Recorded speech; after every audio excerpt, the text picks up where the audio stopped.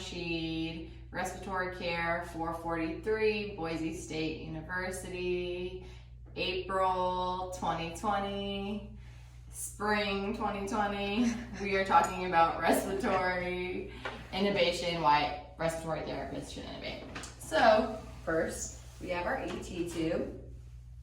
Pilot balloon, we want to make sure the pilot balloon is able to inflate and deflate. Make sure there's no punctures in our balloon. All right, perfect. We have a stylet. Some doctors, depending on if they want lube on this, and right now due to COVID going on, we're clamping the tube after intubation. So let's deflate cuff. So this is a glidoscope, and in the next clip, due to lack of supplies, I'm not intubating with the glidoscope. So this is the glidoscope right here, and we'll turn the glidoscope on. Just hold the on-off button. All right. So it has a sleeve on it. So once again, due to COVID, we're not opening all the supplies. And there is a camera at the end of the glidoscope to visualize the vocal cords. And the light. And that's it, right? So one of the benefits of this glidoscope is that we are wearing the PAPR, so we don't have to come too close of contact with our patient. So we could just visualize on this camera right here. And then adjust the patient's head. And we will intubate. And then after intubation, we're gonna be getting ambu bag, have someone increase the pilot balloon. So due to COVID right now, hold tube, make sure we get a anchor fast to secure our tube. Due to COVID right now, we have a filter right here, and this filter as well. This is protecting 99% of particles escaping the room right now. A study was done. We want to call out where our ET tube is secured at. As well, we have CO2 monitor right now because we don't, as well due to COVID, want anything escaping, and the colorimetry is. So we're just going to connect this and we will get a good CO2 reading. And if we need to disconnect our tube as well due to COVID, clamping tube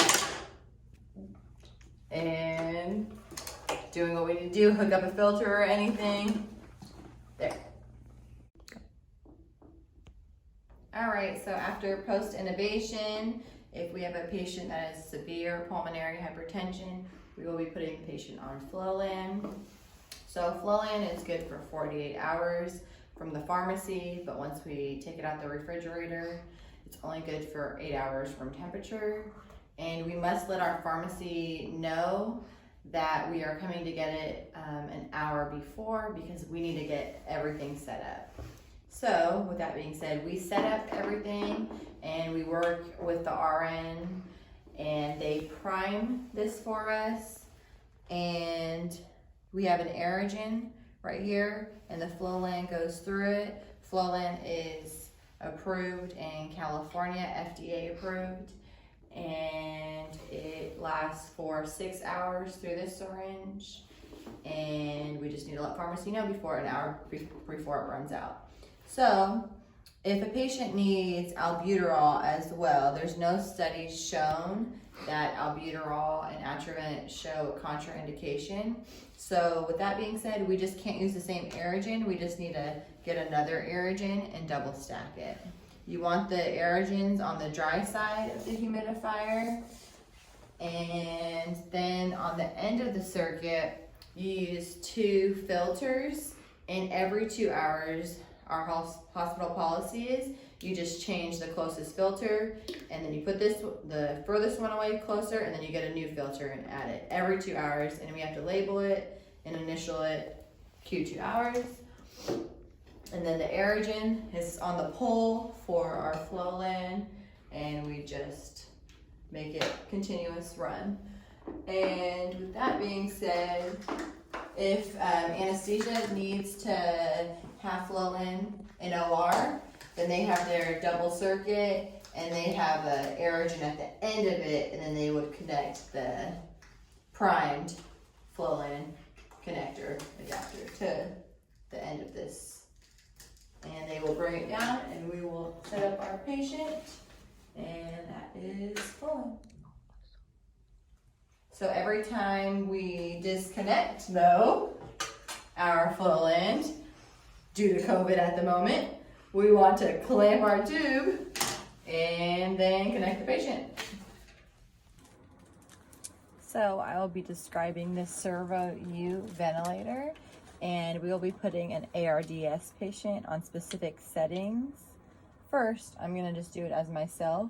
I have adult mode right here, invasive, and we will be doing a lung protection mode. We'll be doing PRVC. So we'll put the patient on SIMV, PRVC. We'll do an oxygen of, we'll just put them on high, 100%. A PEEP, we'll give them 5. Rate, just do generic settings, 16. And a tidal volume. So let me get out of this accept. Now we will go to patient data. And as I said, we're gonna do my settings. So gender, female, height, 67 inches, weight, 150. Push done. So the good thing about the Servo U is it already converts the mLs per kilo. So with an RS patient, we want to do the lower end. We're going to be doing 4. Low volumes, we could even increase our PEEP to 8.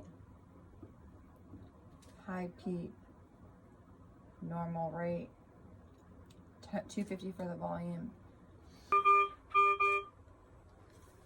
Right, we'll be going in this mode. I know no settings are showing. We do not have a test lung, but we want to keep our PIPs below 40, our plateau pressure, what you'll receive to extend this menu right here, our plateau pressure less than 30, and our PEEPs we want higher. We want a higher PEEP. So let's go and put this back on standby. Stop ventilation. All right.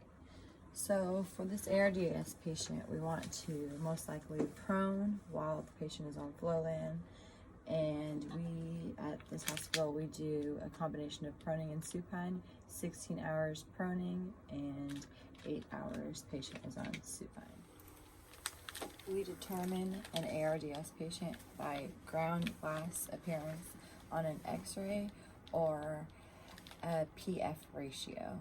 So if it's below 100, that's severe, less than 200 is mild, and less than 300 is just an acute occurrence.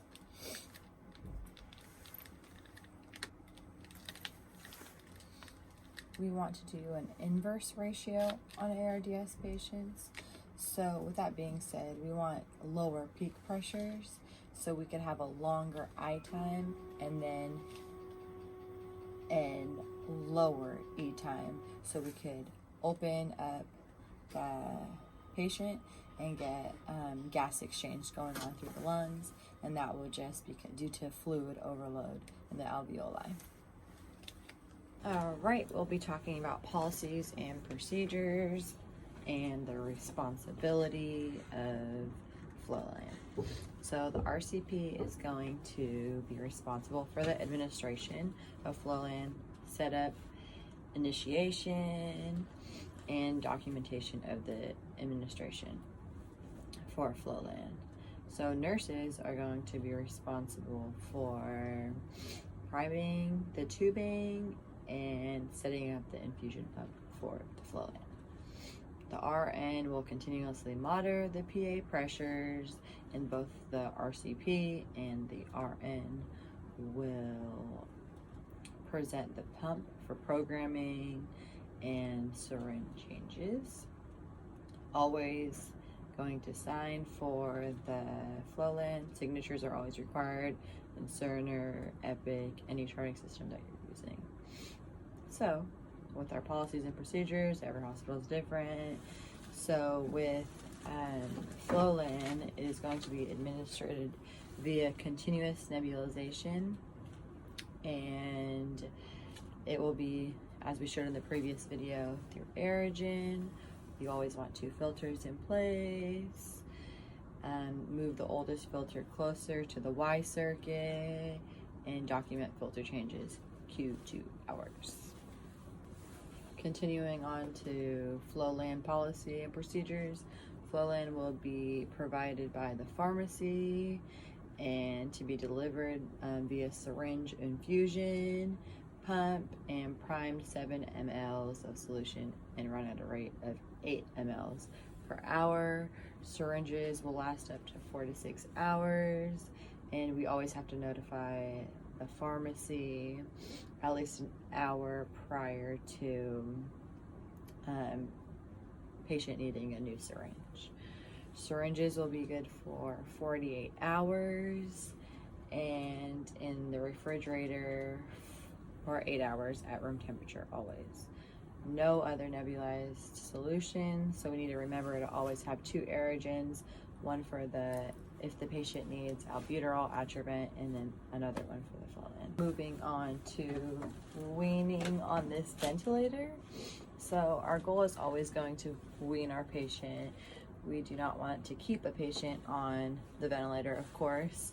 So our weaning is per physician orders always, and decrease the standardized syringe increments with Flowland when we're weaning on Flowland. So we're gonna go in initial dosings to weaning dosings, and first we're beginning at 20,000 nanograms per ml, which is 1 milligram in 50 mLs. Then we're going to drop down to 10,000 nanograms per ml. Then we're going to wean down to 5,000 nanograms per ml, which is 0.25 milligrams in 50 milliliters. So our outcome is going to be, for starting with intubation, we want to, going to Flowland with an ARDS patient, we just always want to improve our PF ratio. We want to decrease our PIPs. We don't want them increased or elevated. We want our CVPs to be decreased. We just want to get a clinically stable patient in the end, and I hope this video has taught you a little bit about, it's very broad ARDS, but it just help you understand the difficult ARDS patients and how they could go in so many different routes, from being intubated to Flowland, and hopefully eventually just extubation, and hopefully the ventilator will not cause a patient to go into ARDS. So I hope you enjoyed my video, and thank you.